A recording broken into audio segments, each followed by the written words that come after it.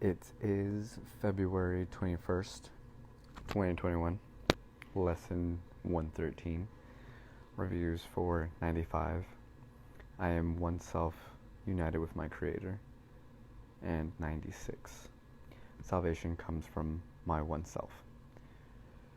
Mantra for 95, serenity and perfect peace are mine because I am one self, completely whole, at one with all creation and with God. 96. From my one self, whose knowledge still remains within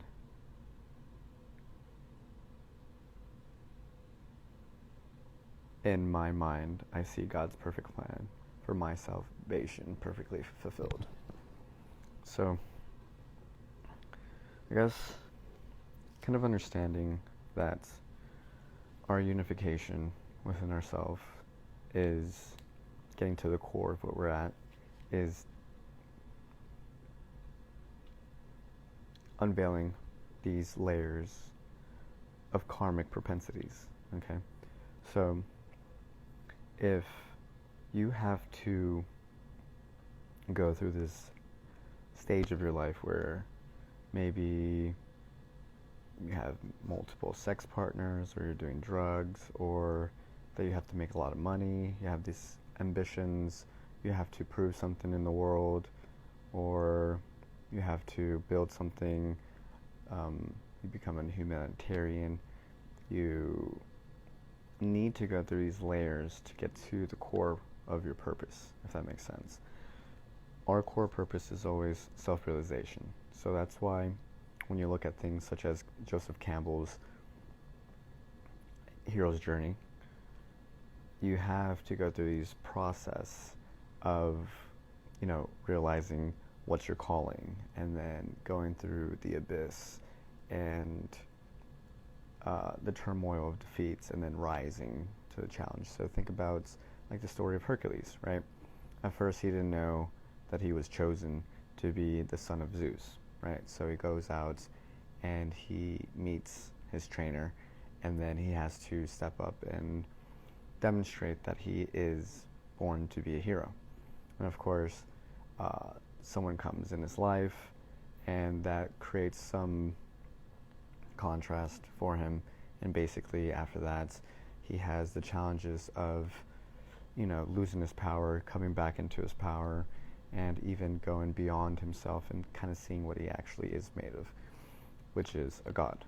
Okay, so when you're taking in consideration these moments that you have to fulfill these karmic propensities, these are stages of your life that you can say that you've chosen, maybe you didn't choose, but as you're going to them, right, these moments, through them, you are deliberately choosing to see it through, if that makes sense, right? Because if you don't, then you're going to have a lot of resistance, which doesn't allow you to actually be connected to the source. When you are united with your Creator, you are now understanding that you are the director and the protagonist of your movie, okay? You're the one that directs the movie, and you're the one that is experiencing the movie, okay? So as you are going through this process, it allows you to see that you're always in good hands, right? They have this meme where it's just like you're at the cliff, and there's a hand that's going to push you away, and of course there's a hand that's going to catch you. And that's basically the faith that you need to have. The faith is always understanding that, one, you're never going to die, because just like energy, it's never created nor destroyed. Two, that you can't sin, right? So there's no possible way that you can do any wrong, if you want to call it that. And then three, you're always on the path, okay? You always have this inclination to always be back on the path, even if you aren't aware of it, because everything that you do is going to be ego work. Once you take that in consideration and you're conscious about it, then you can make the conscious leaps that allow you to evolve even further. Sometimes enlightenment can be sudden, right? Or it can be gradually. It doesn't really matter how it is, because everybody has a different journey. Nonetheless, what allows you to see what is necessary is that you're accepting. You're accepting what you are, who you are, what you're doing, and how you're doing things. Because as you're going through these layers of karmic propensity, you're trying to get to the core essence of what you are, which means that once you know who you are, everything else expands. But first you need to dig deep, and sometimes you need to go to the depths of hell, whatever that may be, okay? And that means that you have to fulfill that. There is basically a inclination to see what will happen if I do this. If you don't, then you're kind of depriving yourself from actually seeing your potential in these moments, okay? Of course, you want to live life a certain way, and you may have resistance to your old habits or something like that, and that may be, you know, what you need to be doing, right? Let's say you love sex and you're trying to be celibate, right? And then you have these inclinations to meet people that are so amazing, and then you fall, right? And then you have this game, this game of shame and guilt.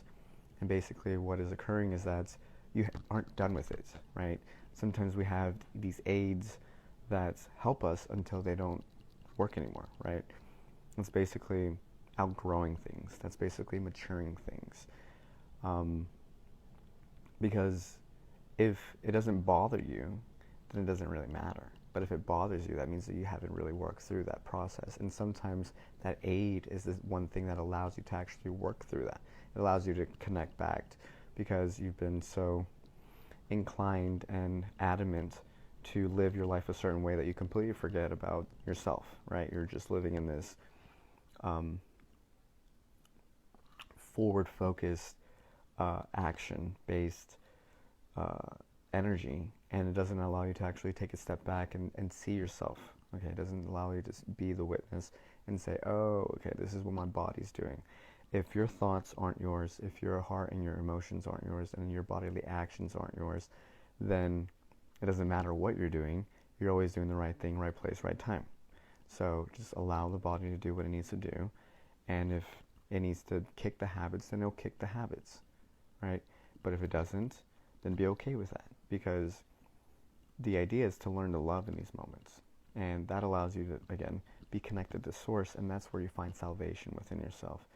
Because as you are now knowing that the knowledge comes from you, then every decision that you make is the right decision. And that's when you need to allow yourself to be okay with the decisions that you make. Even if you make poor decisions, right? Like, let's just say, for example, you know, when I got arrested, I knew that I shouldn't have done that. But nonetheless, I knew because I had faith, everything would fall in place the way that it needed to. So that's the faith that goes beyond ourselves. That's knowing what is beyond ourselves that allows us to be, again, connected to that which is beyond us. Because from philosophy, this is the phenomena. And there's things that are outside of ourselves, which is phenomena, right? So there's things we know we don't know, but there's also things we don't know we don't know, right? And there's things that we do know, right? And there's things that we have mastered. But if we're trying to master ourselves, then we have to be able to know everything that is available to ourselves in this dimension.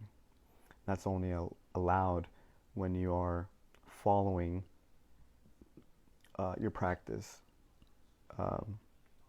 basically how you would call, without any question, right? So if you can't do that, that means that there are places where you may falter, may be stuck, or, you know, may fall, if you want to call. And that's okay. There's nothing wrong with that, right? You're learning, and as long as you're learning, then you don't fail miserably. Okay? So, love you guys. Peace.